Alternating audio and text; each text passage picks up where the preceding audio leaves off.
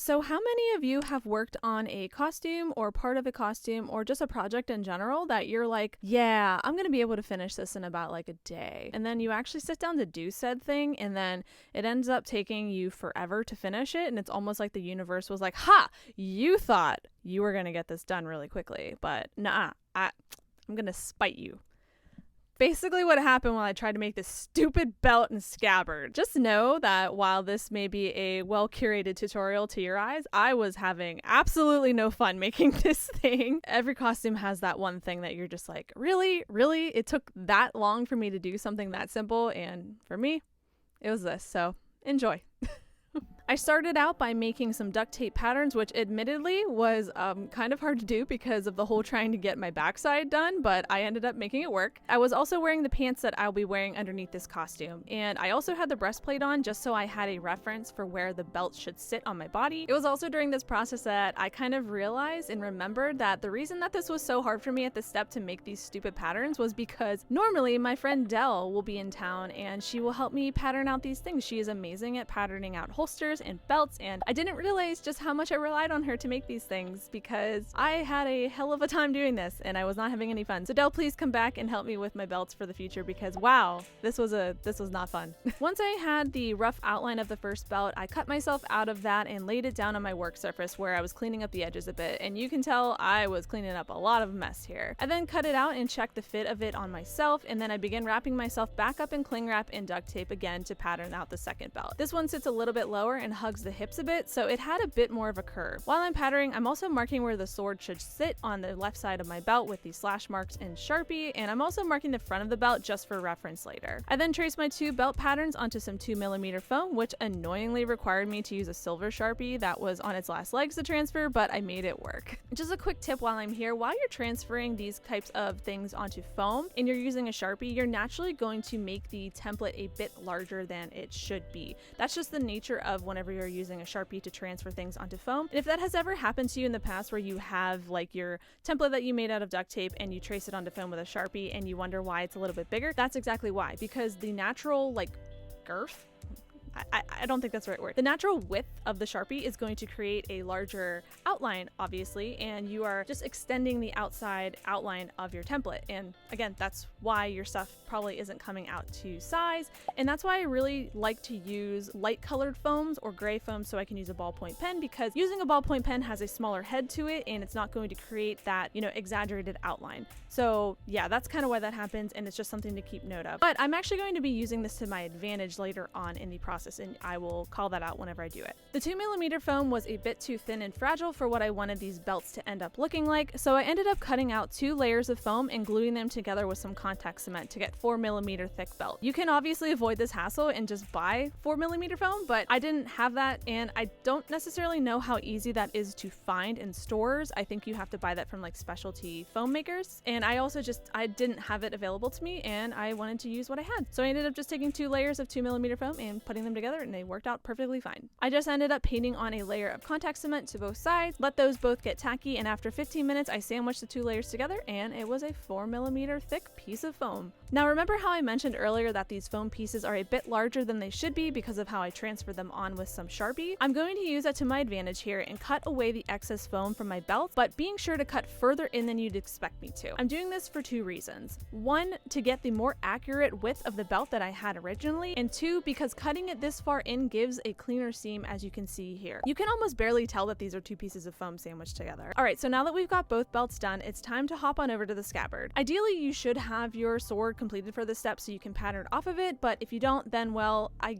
guess you could use math to figure it out, but I'm not good at math, so I'm just glad that I have my 3D object here to pattern off of. I get out my sword and lay it down on top of some brown craft paper. Then I trace around it with a Sharpie. Make sure when you're tracing around this that you're obviously giving a little bit of seam allowance and give yourself a lot of wiggle room here. And an important thing to note here is to make sure that you're paying attention to the throat part of the scabbard. I don't necessarily know what that's called. I don't know if it has a name, but it's essentially where you're trying to put your entire sword into the opening up at the top. You want to make sure that that is wide enough for the entire width of your sword to get through. So on my sword, the hilt is obviously thinner than the widest part of the sword, and I didn't take that into account, as you will see it later on in the video. So make sure that that top of your hilt is wide enough for the widest part of your sword to slip through, or else you're gonna have fun like I did. Once I had the shape roughly drawn out, I took a folded piece of craft paper and redrew the pattern with the straight side on the fold and cut it out. Remember to cut out the flap on the one side so that the hilt will be able to poke out from the top. Now I had the full piece of the scabbard pattern ready to transfer onto some foam. I ended up using the same 2mm foam technique as before, cutting out 2 layers of foam, then sandwiching them both together with contact cement and cutting away the excess on the sides to create a seamless finish. I then painted on 2 thin layers of contact cement to the outsides of the scabbard so that whenever it was folded over, it would form a pocket for the sword to slip through. Well,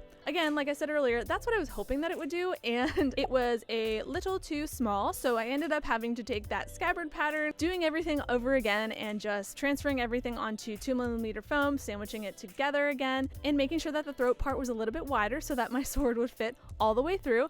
And now, after about an hour of work, we now have a functional scabbard. It's almost like I totally didn't screw it up the first time, but I totally did screw it up, and I almost just quit right here and had a beer and called it a night, but I pushed through. With all of our base pieces finished and accurately sized this go around, I took everything out to my garage and dremeled down the edges for a more organic look. This 2mm craft foam tends to rip if you sand it too hard, so just make sure that you're being light with your passes and always go in the same direction with your Dremel. Once I had everything sanded to my liking, everything got a pass with my heat gun to seal in the foam and to also get rid of those foam dusties that we got while we were dremeling. This next step is optional depending on the finish that you're going for, but I wanted this foam to look a bit more leather-like, and I didn't want to wrap it in foam like I did with my breastplate. So I ended up grabbing my heat gun, my foam piece, and some tinfoil, and this is literally tinfoil from my UV resin chamber because we had absolutely no aluminum foil in the house, so RIP to my UV resin chamber. I took my heat gun and heated up a small section of the foam, and once that was warmed up, I balled up my tinfoil and began stamping it all over the foam in random patterns. The important thing to note whenever you're doing this method is that you don't reheat sections that you've already stamped on, or it's going to remove that pattern from before. The way that I combated this was I did a section at one end of the belt, then another at the other end, so that I was never heating up things that were too close together, and it doesn't look like much now, but once it's primed, this is going to make a world of difference, and it's really going to make this foam look like leather. The last thing I needed to do was glue the scabbard to the belts, and to figure out the positioning, I once again taped all the belts to my body and messed around with the angle a bit on the scabbard until I liked where it was sitting. To mark where I wanted the belts to sit on the back side of the white scabbard piece, I just took a Sharpie and drew around where the belts were laying on my hip.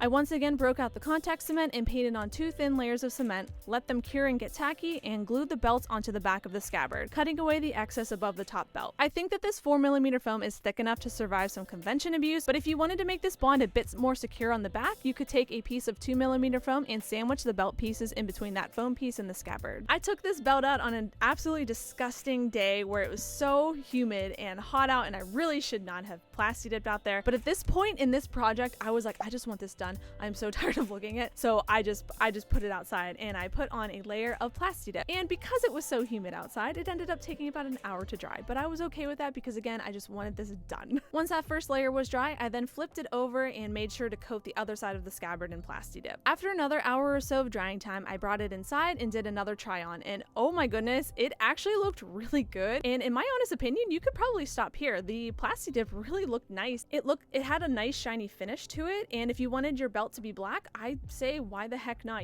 There's absolutely no need to put a black layer of paint on top of that, but that to each their own. But I did want this belt to be a little less shiny, so I painted my belts a dark charcoal gray and stippled off the excess paint to get the end look you see here. Now all that was left were the attachments. I decided to just go with Velcro here because it was the easiest, and I applied my strips of Velcro with a hot glue gun, making sure to glue around the perimeter of the Velcro as well for more security. The last thing I had to do was to try everything on and make sure it all fit as it should, and oh my god, let me tell you, getting footage of yourself trying to show a sheath or a scabbard on your belt is hard, but it's all finished, and I can't even begin to tell you how happy I was to be done with this project because it was nothing but frustration from beginning to end. One thing to note is that I'm pretty sure that there is a belt buckle on this belt, and there's probably some other details that I'm missing, but I can't find good reference photos for them right now, and it's something that I can always add on down the line. And right now, I actually kind of like the simplicity of the leather, and it just looks like, a really plain belt that I really feel like like Sylvie would, you know, kick some butt in. I know that I showed some mistakes in making this costume, but you guys don't even understand the full story of how frustrated this costume made me. Again, I'm probably gonna post a vlog sometime later this week or early next, just kind of show you the headspace that I was in while I was making this, because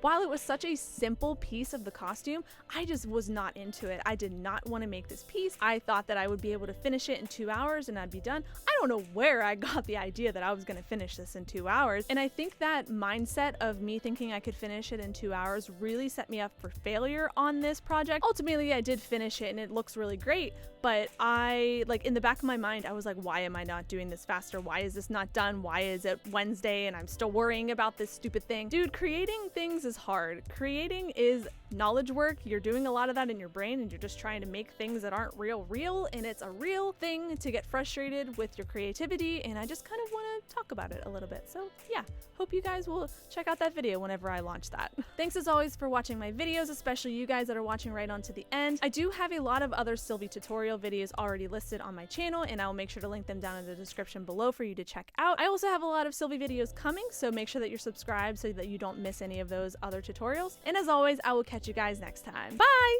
Okay, I'm trying to make this pop filter look a little bit better. Like, it looks kind of ridiculous.